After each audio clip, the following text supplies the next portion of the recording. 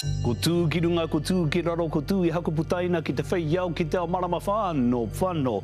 Hara mai te tō ki o haumi e, hui e, tā ki e. This week on The Hui.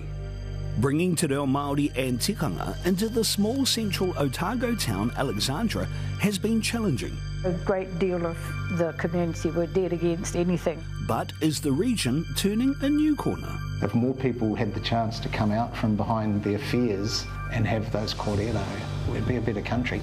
Plus, Wellington's Mayor Tory Whanau is live in studio to discuss her roller coaster time leading our capital city and what lies ahead.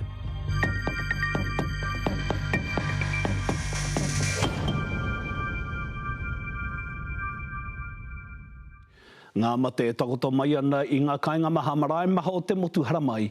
Haere, tātou kei te pito ora ti he wa mauri ora, and welcome back to The Hui.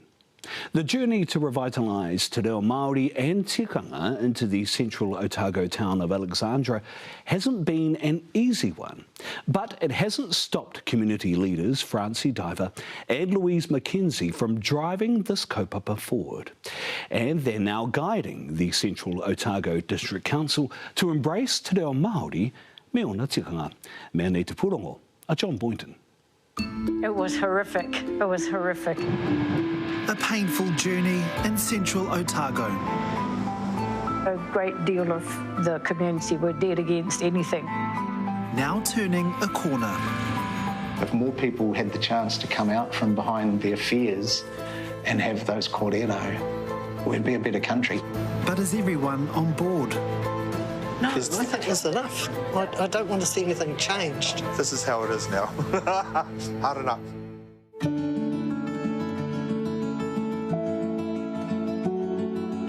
The imposing and breathtaking ranges of Central Otago. Valleys which surround the small town of Alexandra. Alexandra sits at the juncture of the Manuhirikia and Matao rivers. Traditionally, whānau didn't live here, though. It was a passageway from the Maunga to the Moana. That was until the gold mining boom of the 1860s. There were no other stories other than gold mining in Central Otago. They knew about Māori, but they didn't. They knew that we actually ate them more. Francie Diver and Louise McKenzie are two stalwarts of the Alexandra community.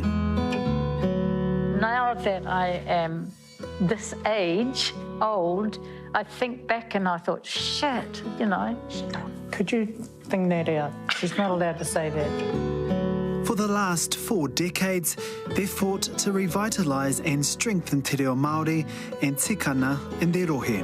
Well, now that I'm this age, which is old, and I look back, I'm really proud and can understand how hard we worked, how painful it was, how courageous we were not to give up. In the late 1980s, Francie and Louise battled to set up a te reo Māori high school class. A great deal of the community were dead against anything Māori, and there were times we'd come home crying and one time a fist in the face, and that's how bad it was. That's how bad it was. He came roaring across the room going, "You Maoris, get out of here." We weren't rare. We heard that it happened in other areas as well. You know, it just seems so in your face here in Central Otago that they could be so serious about it, that not having Māori in the school, not having it, not having my children learning that. Despite the mountain of opposition they faced, Louise became the first te reo Māori teacher at Dunstan High School in 1994. It had been such an uphill journey to where we've been and to where we are now. And it's not just for the kids at school, it's what you can see in the whole community. Louise and Francie put a lot of mahi and I think a lot of lonely years being a Māori leader here in Central Otago. So perhaps to have some support from the Mayor has been a good thing too. Central Otago Mayor Tim Cadogan is Pākehā, but he's recently been on his own real journey. Well, it's been a fascinating one. I've been Mayor for just short of 8 years now, and coming into the role, boy, probably used no today. I grew up in Balclutha, so just downstream from here. I've lived in Otago all my life. And you never heard a lot of te reo growing up? No, like I'm 60 next year, so incredibly limited and no New Zealand history at all. It wasn't until he became mayor he realised how disconnected he was. When I became mayor, I thought, I'm going to have to learn Mandarin, believe it or not, because we had a large amount of Chinese tourists, growing market there, and also in Central Otago, a lot of our exports are cherries and so forth to China. So I thought, the basics for politeness. And somehow it got out that I was learning Mandarin. I remember somebody in a Facebook post on it going, I wonder if he's bothered to learn any te reo, and it kind of jabbed me a little bit. What is it about that comment that really sat with you? They were right. What the hell am I doing learning Mandarin when I'm at that stage completely and utterly illiterate in my own country's language? It's been a wonderful journey. Still the very beginnings though. Tim wanted to change the culture within the Central Otago District Council, so he brought in Francie and Louise. Te reo classes were offered and certificates in bicultural competency were offered. When Francie and I were asked to help with the cultural training of the staff at the council, the councillors were invited to join, and I think only one of them did. But I'm not talking about the staff, I'm talking about the councillors themselves. No understanding at all, no experience. Probably never even been into a Māori home, never been to a tangi, never been to a hui of any sort. They object to karakia. Do you always feel safe going into those spaces? Well, I used to cry a lot, but as I've got older, I've got more confident. Meaner. Kia ora. Time has brought the results he wanted. The take-up was just magnificent. And so around the office now, it's, very, very common to hear te reo, but when I started 8 years ago, no. But has he brought locals along with him? We were not encouraged to use Maori, unfortunately. I would have loved to have in school. Yeah, I think it's a good thing, but, in balance. Like, we're all New Zealanders. What do you mean by balance? Oh, well, not sort of over the top Maori words. We've got to keep our own history as well. Dunstan High School, they're very much into teaching the kids, and it'd be nice if the adults and the grandparents knew a little bit as well. Would you like to see more Māori signage? No, I think it's enough. I don't want to see anything changed, but anything new, that's fine. I don't think you're ever going to change everyone's perception and understanding of te reo and te ao Māori. In the last year, the use of te reo in public services has come under attack. English names now must be used first before Māori. If 95% don't understand what it is, but all communication is about understanding and comprehension. Government policy is to have English names first. I'm concerned about the service they deliver, not virtue signalling. I think it's a bit of a shame that it's happening. For me, it's another way to learn. I find it depressing. I can't understand that the present government can have such a shallow experience of what it is to be Māori. I just can't believe it. I can't understand it. Despite central government policy, here in local government, tikanga and te reo is being embraced. Morena. Thank you for letting me share in this magnificent day for you. This is singularly my favourite part of being the mayor. So the first citizenship ceremony I just did it the way we'd always done it. Absolutely no te reo. I don't know if I began with kia ora, but I doubt it. No te ao Māori in there at all. OK, so what's going to happen is we're going to get called through by our friends from Ngāi Tahu. Louise and I are asked to do so many things in the community, but this one is the highlight of what we do. We appreciate it so much.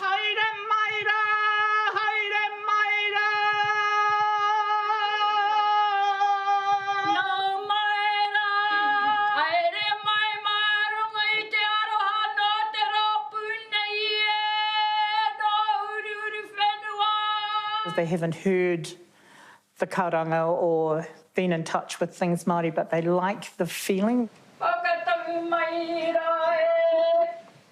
Tēnā koutou katoa. Ko wera, ko Shetland te whakapaparanga mai. We're light years ahead of where we were, and I think for the new citizens, it's entirely appropriate and wonderful that this happens. The time has come to make it official and finally become a real Kiwi, a proud New Zealander.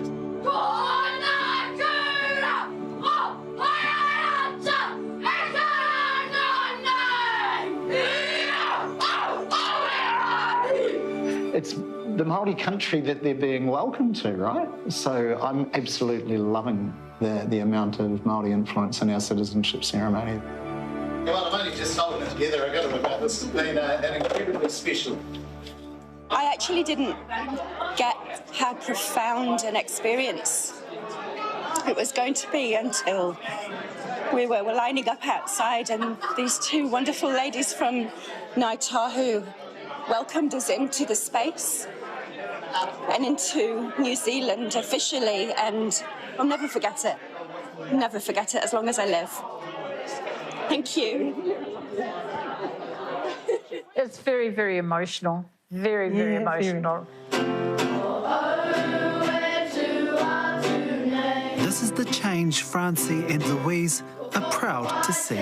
So at long last, it just feels comfortable. We don't have the same resistance. I know people aren't all on our side, but that doesn't matter. We see their children and their grandchildren. Yay! So it's awesome. Hala mai, taro kaui huana e tiwi. He tātaraki hino te maunga tito hea o Taranaki, who worshipped the Mayor of Wellington City, Tory Whanau, is with us next.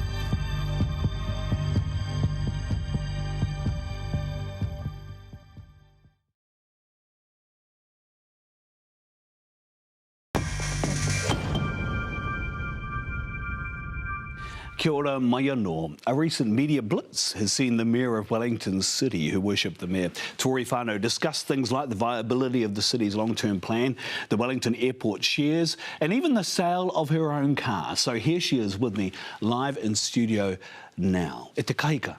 Tēnā koe. Tēnā koe. Very good to have you. Thank you very much for your time. We've just seen a really interesting story. Yes. About a council embracing te reo Māori and tikanga. Now, your council has done the same. In fact, I know you're a Māori language award-winning council. We are indeed. For your strategy and implementation plan. Of what benefit is that, do you think, to ratepayers? So I think the revitalisation of te reo Māori benefits everyone, benefits mana whenua and benefits the public. And we know that our rangatahi are actually picking it up quite quickly and very well. And I think, you know, whether it's honouring te tiriti or being proud of our Indigenous heritage and just generally te ao Māori, keeping our language alive is incredibly important. So I think central government as well as local councils have an obligation to keep that up. Of what benefit is it, though, to ratepayers, right? To ratepayers, who are probably thinking, like, we're worried about infrastructure. Why is this so important for them, do you think? Yeah, I think, I mean, that's a fair question, but when you think about our tūpiki ora strategy for Wellington City Council and Māori wards, the cost of it is very low in comparison to, say, infrastructure, which is $1.8 billion. So it's quite a low cost, but has a huge benefit for the community overall. So as well as, you know, things like infrastructure, transport, housing, all that, you know, the building, the construction, all of that good stuff, that sets the foundation. But what makes the community are things like language, art, culture, and that's something that Wellington City Council is very proud of. Okay, well, I will pick up on infrastructure issues later, but you mentioned Māori wards. You support Māori wards? The council supports Māori wards. Absolutely. Why? Again, what benefit is that? What has been the benefit of having a Māori ward to the Wellington Council? Of course, so as part of our, as well as our Tākai Here agreement where we have two pauiwi at the table with voting rights at committee stage, it's also important that mana whenua have a vote at the table when it comes to council. So for us, it's certainly about representation, but also honouring te tiriti and ensuring that we are truly partnering with our iwi leaders. And I know you don't agree with the referendum, yes, which must take place as a part of the legislative process next year. Why is that the case? Why shouldn't the people of Wellington have a say on whether or not there should be a Māori ward or not, do you think? Well, first of all, they already have had a say. So when we went to consultation with the public, it had a 94% approval for having a Māori ward. And so whether it goes to the referendum or not, I am incredibly confident that we're going to retain the Māori ward through the next election. Secondly, it doesn't make sense to me for the government to focus on the Māori ward and coming in over council and overreaching and telling us what to do when it comes to our democratic processes, when actually there are other wards that they're not focusing on at all, including the rural ward. So why the Māori ward is the question for me. And as we've seen just over the last year and a bit, what it's doing, as well as things like the Treaty Principles bills, it's creating division. It's creating a rhetoric that, you know, I think is quite harmful for Māori as well as the general public. You mentioned the word division. Yes. And I want to talk about division because when you became the Mayor of Wellington, you talked about wanting to be the unifier for the city. If you were to give yourself a mark out of 10 based on that alone, what mark would you give yourself? Oh, I think I would probably give myself maybe a 7 out of 10. And why is that? I say 7 because the majority of our councillors, about 70%, which informs the 7, we're unified, we're collaborative, we take every issue by issue, we cross the political spectrum. We have a National Party member as part of that majority as well. And actually, we've put forward a really solid long-term plan for Wellington City. People will be surprised to hear that. In fact, they might not believe it. Totally, you know, and I get that. Why do you think then you would give yourself a 7 if what people hear is issues like, for example, the sale of the Wellington Airport shares, which seems completely divided and looks like, and I may be wrong, but looks like on October the 10th, the votes won't be there. So it certainly looks that way. And what I would say is, I think what I've learned, you know, for the last 2 years, I've worked very hard to work across the aisle and collaborate with everyone at council. I think Wellington City Council will always be kind of a place for political theatre, for a lot of media interest. I mean, we have the Post as well as the gallery based in Wellington, so there's always going to be a spotlight shining on us, and any sort of hint of division, which exists through many councils, is going to be on the front page. And I do find that a shame because it does completely overshadow the great work that Wellington City Council does. Okay, and I don't want to focus just on the shares sale for the Wellington Airport. However, October 10th, there is an extraordinary council meeting. The votes will be put. If the council does not vote to support the sale of the shares, what will happen next? What will you do? So on October 10th, we're going to be presented with what impact that would have from officers. So they're working really hard on that now. But early indications show that if we pulled the airport sale from the long-term plan, because it's currently embedded in that plan, that essentially derails the long-term plan and would have to go back to square one. But what should happen then? Should a commissioner be appointed or even someone else who would come in and work with the council to help the council? Because I know you've talked about that. Will that happen? Is that what you will do? It is a likely next step. It's for the minister to decide that, but it's a potential outcome if our long-term plan has to go back out for consultation, which is what will happen if the airport is pulled from the LTP. What does that say about your leadership? I think, again, you know, over the last 2 years, I have worked very, very hard to you know, work with every single councillor to get the best LGP. I'm yet to lose a vote, to be honest. Perhaps this might be the first. It's hard to say. But again, when you're attracting a lot of, well, not a lot, some councillors that, you know, love political drama, political theatre, and if I may say, a couple that are perhaps there for the wrong reasons, you know, it does put things into question, and it's difficult. That seems a very harsh indictment on people who were electorally appointed by the people of Wellington. Yes. You're essentially saying that their votes don't count. Oh, no, absolutely not. What I'm saying is it's a shame when you have a minority that constantly relitigates decisions that are democratically made. I think, in my view, that shows a real lack of understanding around what governance is. That's what I mean. E te wiki uturu mai. We will have more with Mayor Tory Whanau after this short break.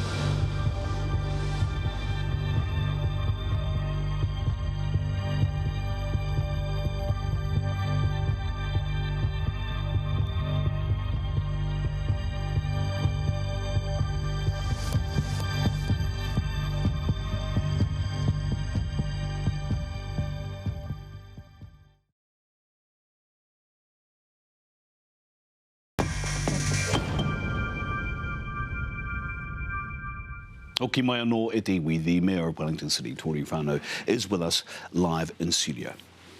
You are a wahine Māori political leader. The public has been, in many respects, people would say, very hard on wahine Māori political leaders. One thinks of the likes of Nanaia Mahuta, even Hana Rafiti Maipi Clark in the last general election process. Why do you think that is? If I think back, so I would see this also with, say, Mitiria Ture, Marama Davidson, Kiritapu Allen.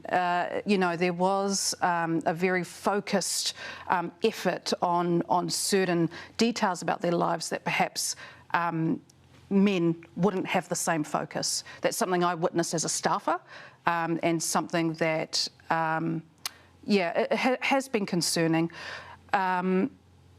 Do you think that this is a part of the narrative that happens with you? Look, it's hard for me to see kind of from my perspective how things are playing out.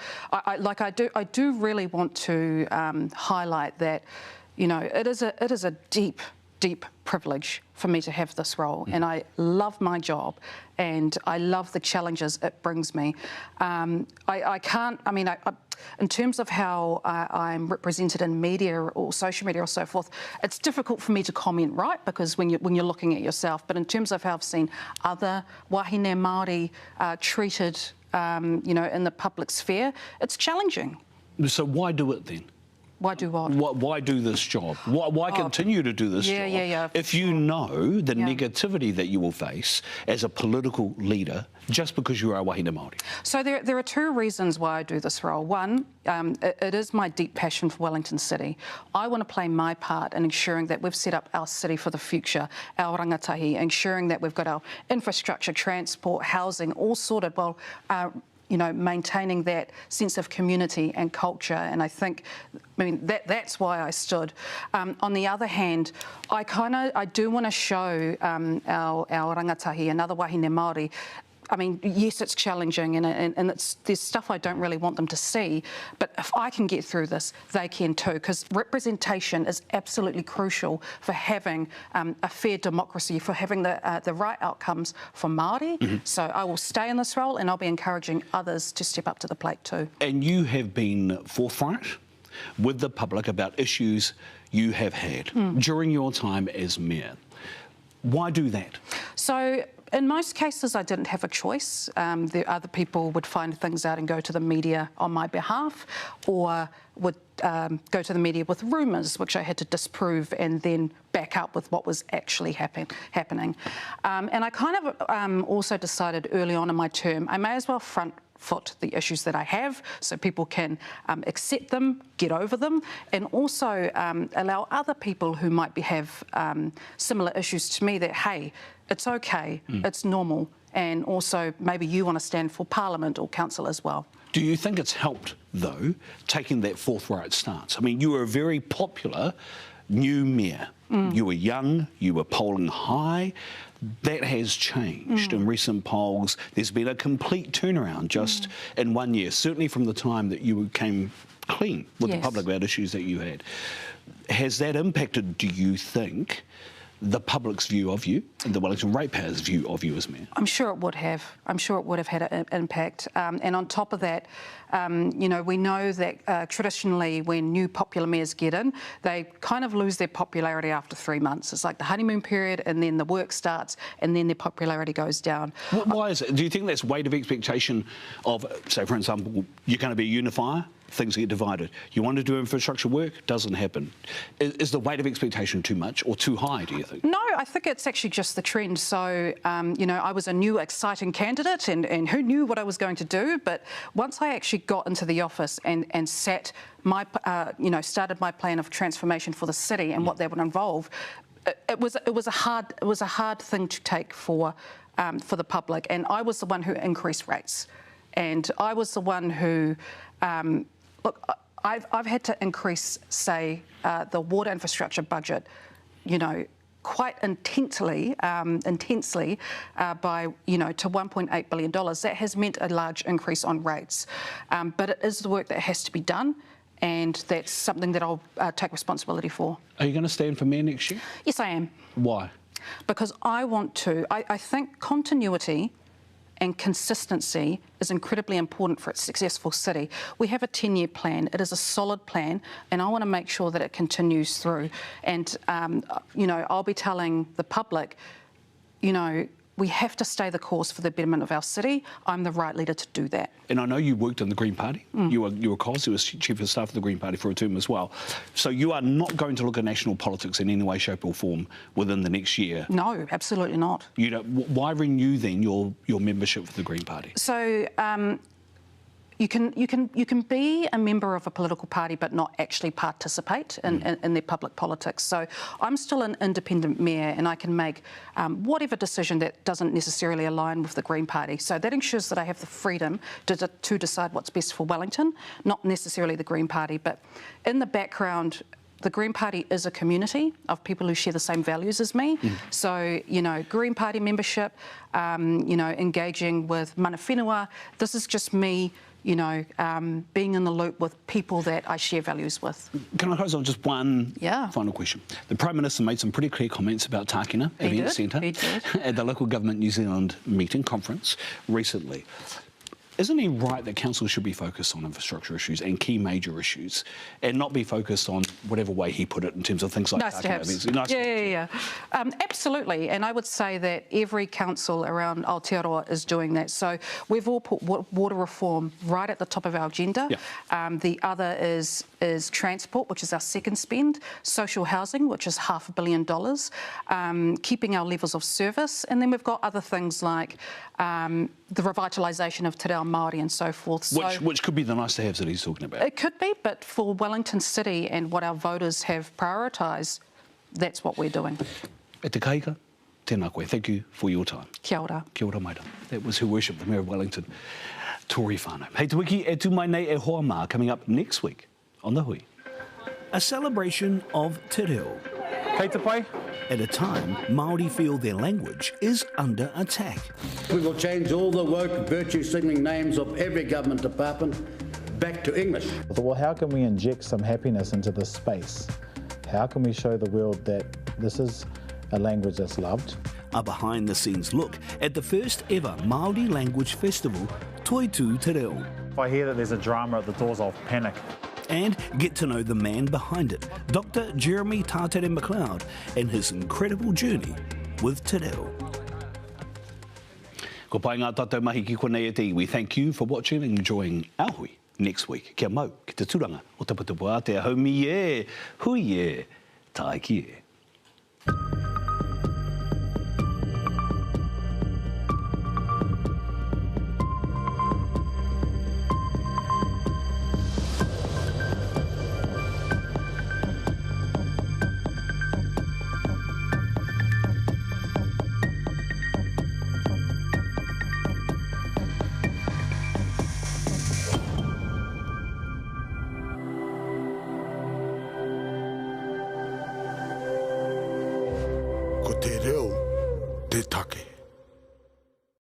Nā te puna whakatongarewa, te hui i tautoko.